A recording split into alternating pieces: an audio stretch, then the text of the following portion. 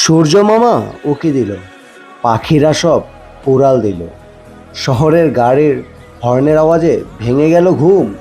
তাই তো ভালোবাসার দু চাকা নিয়ে চলে আসলাম আজ কায়েতপাড়া।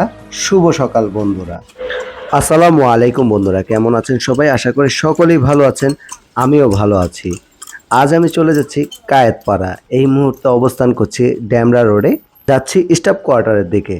আমাদের রাইডটি কিন্তু শুরু হয়েছিল ধনিয়া কলেজ গেট থেকে। আমাদের সেকেন্ড মিটিং পয়েন্ট হচ্ছে স্টাফ কোয়ার্টার। ওইখানে আমাদের অনেক ভাই ব্রাদার অপেক্ষা করছে, তো তাদের সাথে আমরা একত্রে হয়ে যাত্রা শুরু করব। তো আমরা কিন্তু স্টাফ কোয়ার্টার থেকে যাত্রা শুরু করে দিলাম। আজ খুবই আনন্দের বিষয় যে আমাদের সাথে কিন্তু আমাদের জাহিদুল ইসলাম ভাই অংশগ্রহণ করেছে। জাহিদুল ভাই কিন্তু সচরাচর গ্রুপ রাইডগুলোতে অংশগ্রহণ করে না, উনি এককভাবে রাইড করেন প্রতিদিন সকালে 100 কিলোমিটার। তাই আমরা 100 কিলোমিটার জাহিদুল ভাই হিসাবে তাকে চিনি। তবে আজকে আমাদের এই স্লো রাইডে অংশগ্রহণ করছে, এটা খুবই ভালো লাগতেছে আমাদের। এই মুহূর্তে আমরা চলে আসলাম শীতলক্ষা নদীর পাড়ে, সামনে কিন্তু ড্যামরা কলেজ। তো এই রোডটা দিয়ে যাচ্ছি, খুবই ভালো লাগে রোডটা আমার কাছে উপভোগ করার জন্য। তবে রোড ভাঙা থাকার কারণে মাঝে মধ্যে মাজা তেরা হয়ে যায়। আর এখানে মনিরের সাথে বলতেছিলাম যে এই রোডে যদি বর্ষাকালে আসি তাহলে কি না জানি হয়ে যায়। আসসালামু আলাইকুম। আসলে বর্ষাকালে তেমন কিছুই না, শুধু রাস্তাটা একটু প্যাক প্যাক হয়ে যায়, দেখে মনে হয় যেমন বুনা খিচুড়ি বা লেটকা খিচুড়ি। যাই হোক, প্যারা নেওয়ার কিছুই নাই। এই রাস্তাটার কিন্তু কাজ ধরে ফেলছে, খুব শীঘ্রই রাস্তার কাজ শেষ হয়ে যাবে এবং রাস্তাটা আমরা খুব সুন্দরভাবে উপভোগ করতে পারবো। তখন আর বর্ষার শীত আমাদেরকে বাধা দিতে পারবে না, আমরা সবসময় এই সুন্দর রাস্তাটাতে সাইকেলিং করতে পারবো। বামে যাব।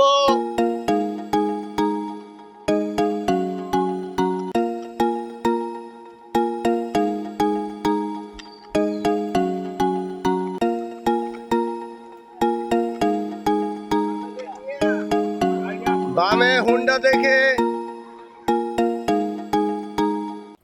আপনারা কিন্তু শুনতে পেলেন এবং দেখতে পেলেন যে আমরা আমাদের রাইড চলাকালীন সময়ে যে সংকেতগুলো সেগুলো কিন্তু বাংলাতেই দিচ্ছিলাম। অন্যান্য রাইডে কিন্তু আমরা সংকেতগুলো ইংলিশে দেই, যেমন লেফট চেক, রাইট চেক, সামনে থেকে রোড গাড়ি চেক, আসছে। কার ব্যাক, ইনকামিং, স্লো। ঠিক আছে, আজকে কিন্তু আমরা বাংলায় দেওয়ার চেষ্টা করেছি সবাই বামে মিলেই। দেখে। যেমন বামে দেখুন, ডানে দেখুন, রাস্তা ভাঙা, পেছন থেকে গাড়ি আসছে, সামনে থেকে গাড়ি আসছে। যদিও ব্রেকারের বাংলাটা বলতে আমার খুবই কষ্ট এরকম হচ্ছিল, রাস্তা। তাই আমি বলছিলাম সবাইকে এই জিনিসটাকে একটু চিবলা সহজ বাইকটা বাংলায় টানতাম। করা যায় কিনা, এই বিষয়ে একটু গবেষণা করতে হবে। সেই সামনে সাথে কিন্তু থেকে আমরা এই গাড়ি রাস্তাটাকে আসছে। উপভোগ করছিলাম। রাস্তাটা কিন্তু খুবই দারুণ একটা রাইট রাস্তা। এটা দিয়ে আপনি মুরাপাড়া যেতে পারবেন, এটা দিয়ে আপনি যেতে পারবেন জলসিঁড়ি পার্কে। পিছন থেকে।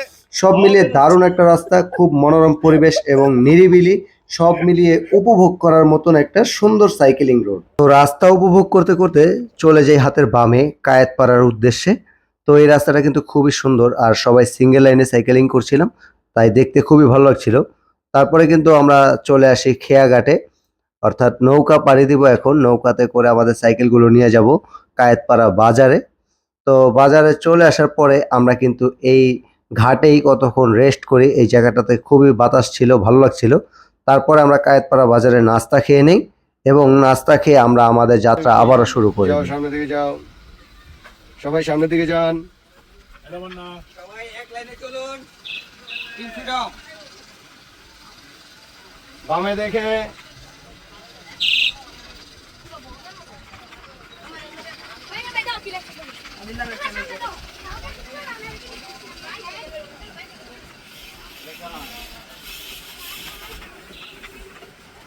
মনে খালি ইংলিশ কর।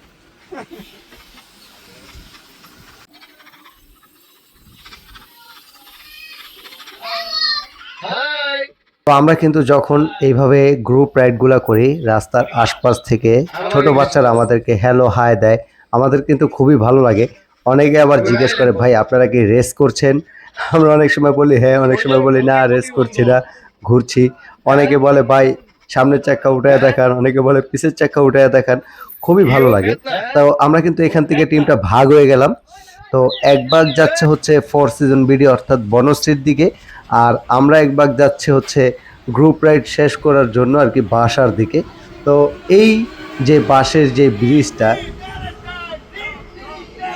দেখে কিন্তু খুবই চমৎকার লাগে। তবে আমি ভাবছি নৌকায় ওঠার সময় মাস্টার ভাই যেই পরিমাণে ভয় পাইছে, না জানি এই বাঁশের ব্রিজটা পার হওয়ার সময় কতখানি ভয় পাইতো। আশা করি তাকে দেখলে অনেক আনন্দ পাইতাম। যাই হোক, উনি কিন্তু চলে গেছে বনশ্রীর টিমের সাথে। তার আমরা চলে আসছি এখানে। তো আমি একটু পাকনামি করে এই ব্রিজটাতে চালায় চালায় নামছি। আর এখানে কিন্তু আমরা অনেক পরিমাণ ছবি তুলছি। এর কারণ হচ্ছে রানা ভাই বলছে যে 5 টাকা করে টোল দিছি, ছবি তুলে পোষাইতে হইব। যাই হোক, অনেকগুলো ছবি তোলার পর আমরা কিন্তু এখন চলে যাচ্ছি আমাদের গন্তব্য অর্থাৎ বাসার উদ্দেশ্যে। আর এই রাইডটাতে কিন্তু আমরা অনেক পরিমাণে এনজয় করছি। তারপরে এই যে রাস্তাগুলো তো অমায়িক ভাঙা, ঠিক আছে, যেমনটা চেয়েছিলাম এক্সপ্লোর করতে ঠিক তেমনই রাস্তাগুলো। সবসময় কিন্তু এরকম ভাঙা রোডে সাইকেলিং করা হয় না। তো আমরা যে সকল রাইডগুলো এক্সপ্লোর করার উদ্দেশ্যে বের হই, সেই সকল রাইডগুলোতে এরকম অজানা রাস্তায় ছুটে বেড়াই। আর এখান দিয়ে দেখেন একটা নদীর পাড় দিয়ে রাস্তাটা, খুবই ভালো লাগছিল রাস্তাটাকে। তবে এই নদীটা বালু নদী নামে পরিচিত। তো এই নদীর পানিটাও কিন্তু বুড়িগঙ্গার শীতলক্ষার মতনই গন্ধ পানি। তো এই নদী নষ্ট হওয়ার পিছনে কিন্তু আমরাই দায়ী। আমরা নদীতে বিভিন্ন সময় বিভিন্ন ধরনের বজ্র ফালাই এবং পলিথিন ফালাই, যার ফলে কিন্তু নদীর ভারসাম্য নষ্ট হয় এবং নদীর পানি দূষিত হয়, যার ফলেই কিন্তু নদীর পানিতে গন্ধ হয়। তো আসুন আমরা সবাই মিলে সচেতন হই এবং নদী বাঁচাই। এই মুহূর্তে আমরা কিন্তু চলে আসলাম কোনাপাড়ার ধার্মিক পাড়াতে আসলাম এই চায়ের দোকানে বসার জন্য, কারণ এই চায়ের দোকানটা আমার খুবই ভালো লাগে।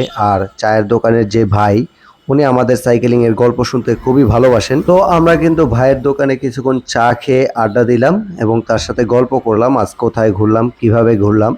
সেই গল্প শেষ করে এখন কিন্তু আমরা চলে যাচ্ছি আমাদের বাড়ির উদ্দেশ্যে। এই মুহূর্তে আমরা অবস্থান করছি মাউতাইল মেডিকেলের সামনে। আজকের ভিডিওটা এ পর্যন্তই থাকবে, দেখা হবে অন্য কোনো ভিডিওতে। সে পর্যন্ত সবাই ভালো থাকবেন, সুস্থ থাকবেন। আসসালামু আলাইকুম।